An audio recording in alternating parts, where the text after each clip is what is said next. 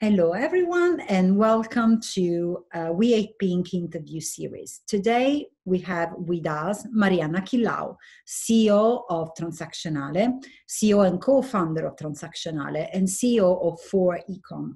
But I'm going to let now Marianna introduce herself and tell us a little bit more about her role in her company, what she's doing, where she comes from, and how she became so successful. About me, I lived in Sardinia since I was 21, and then during my first experience in abroad, actually it was in Finland when I did an exchange program with the university. I've discovered another thing I was really good at, which was traveling around and discovering new cultures and languages. So after my graduation in economics, I become more passionate about marketing. I started my experience as a social media manager. I was a freelancer, so I took my strong adaptability and I've started travel all around Europe. And after some years, I came back to Italy and I've started my first experience in startup.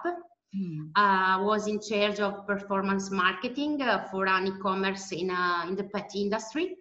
And after some years of experience in there, I started my own company. That's my walk until today. Wow, it's fantastic and so exciting because like coming from Italy, traveling in Europe, it's like really interesting start of your career.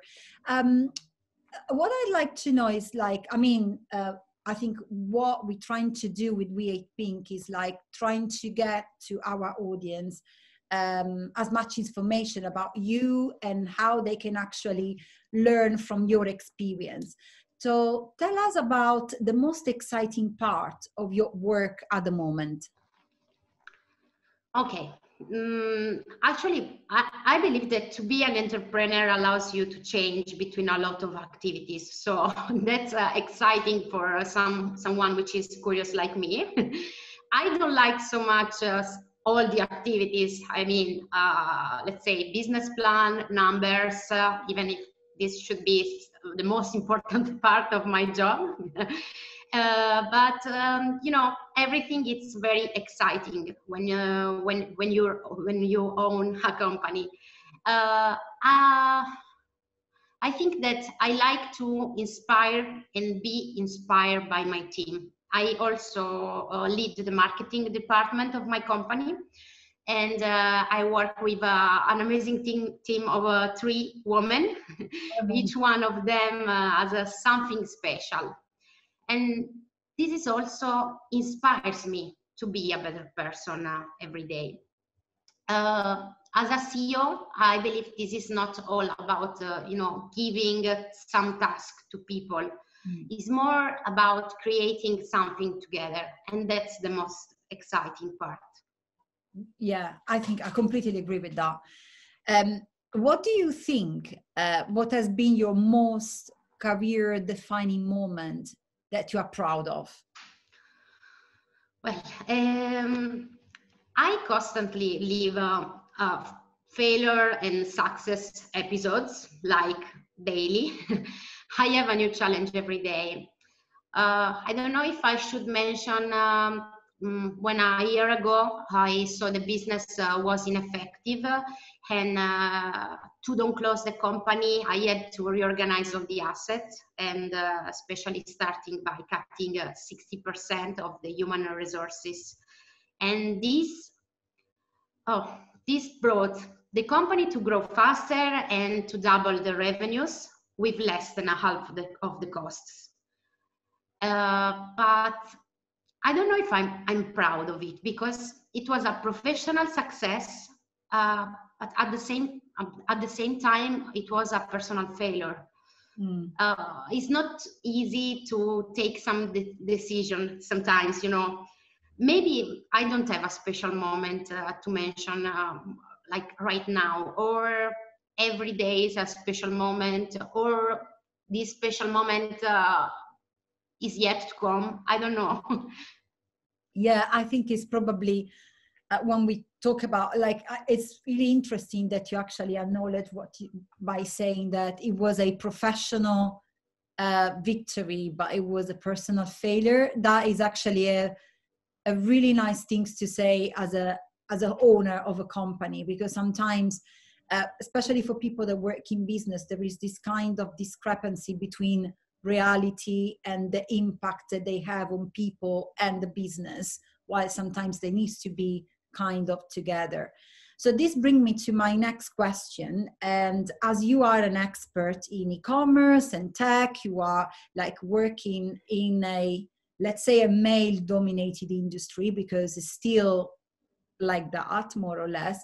So my question is, what do you think we should be doing to encourage more girls to consider a career in e-commerce and in tech?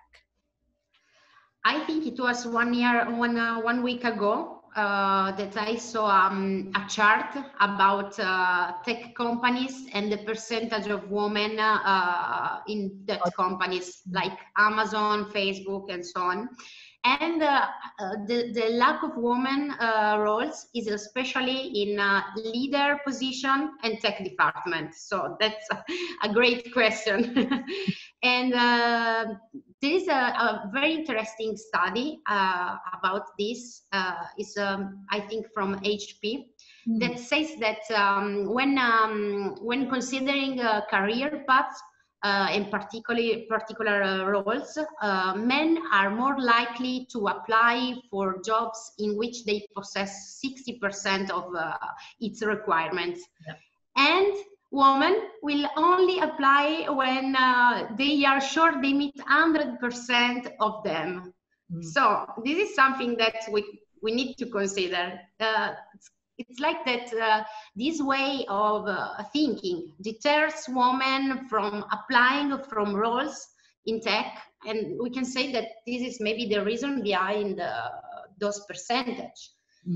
So how to encourage women to work in tech industry? I think we should start from how we teach children at home, then at school.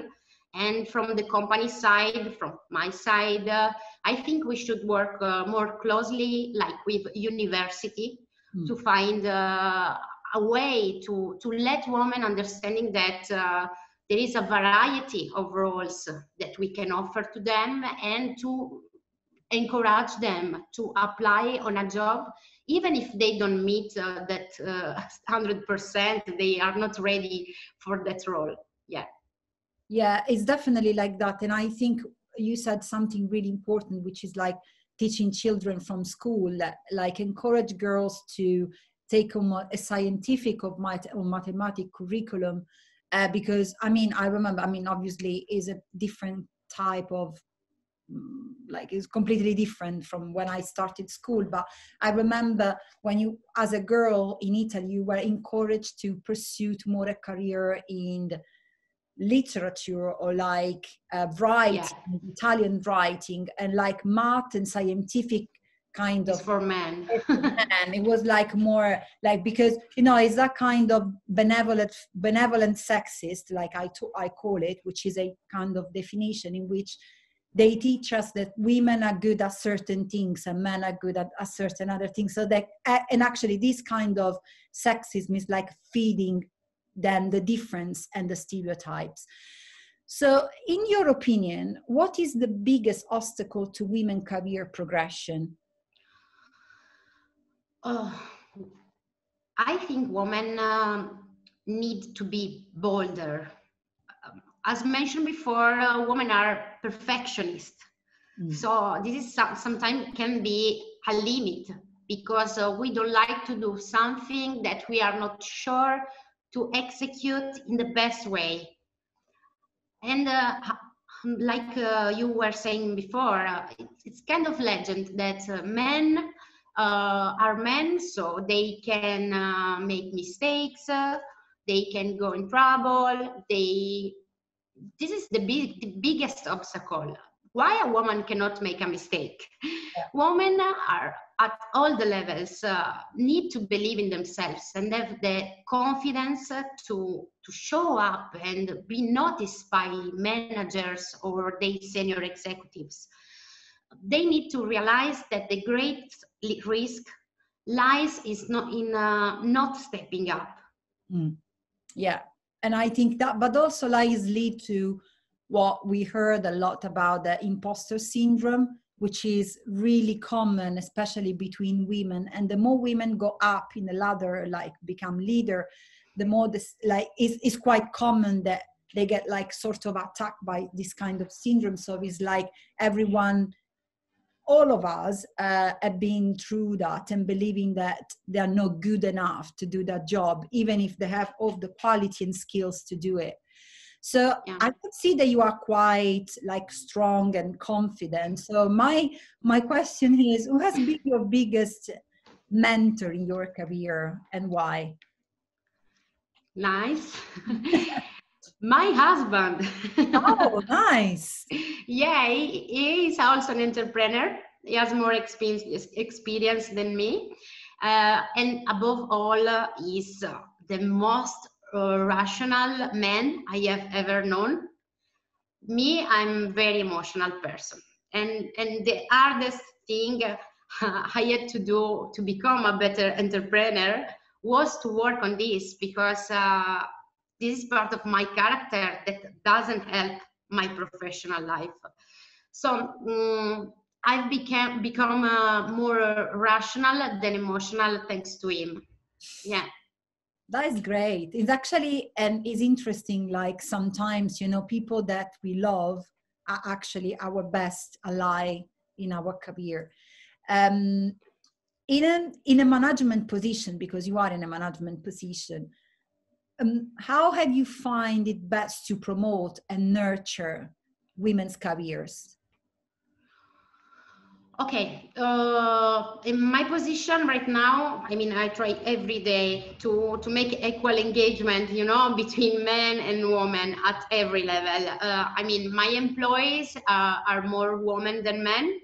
When I organize some webinar or like digital events, because we cannot do for the moment physical ones, I always try to invite both men and women. Of course, it's not always easy because the gap we just spoke about, especially in tech, but at least I try. Yeah. Amazing. Yeah, I think that is quite important because as a person as well, I work in the event industry, and most of the time when you talk with content producer or even content producer, they say, but it's really difficult to find women that are working in tech. Well, you can find women that are working in tech. There are out there so many. So you just need to search a little bit more and probably make a little bit more of effort to like extend and expand your network. So who is your modern day hero? Wow. You were saying before, you know, the person we love are the best one who can help us, and in this case, is my dad. Okay. Yeah. It doesn't have any connection with my career because as I said before, he's a farmer. But thanks to him, I've become the person I'm today. My dad is a hard worker and taught me a lot of things, especially starting from the respect of the nature, as well as he did everything to support me in my work until today. It never obstacles me when I was just 20 years old, going to another country with another languages and culture and very far from them.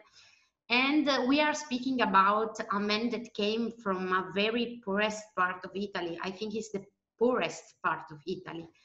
And with no education. My dad was a farmer since he was 6 years old. So that's why he's my hero.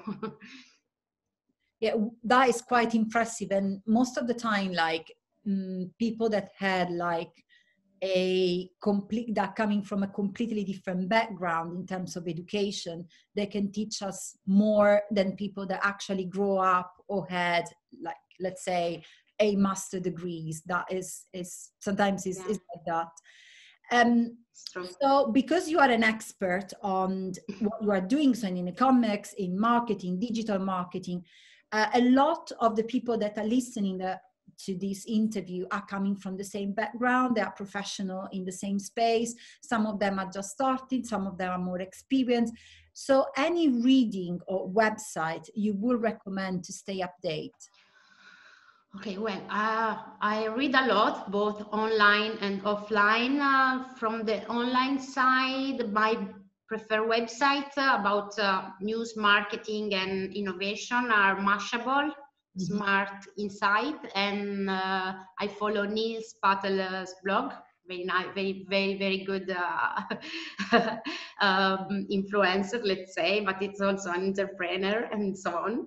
And about some books, actually, I mean, personally, I love to read not only about marketing, but also like classical novels or like biography. Let me think about the last book I've read in marketing field. I think was Blue Ocean Strategy. Okay.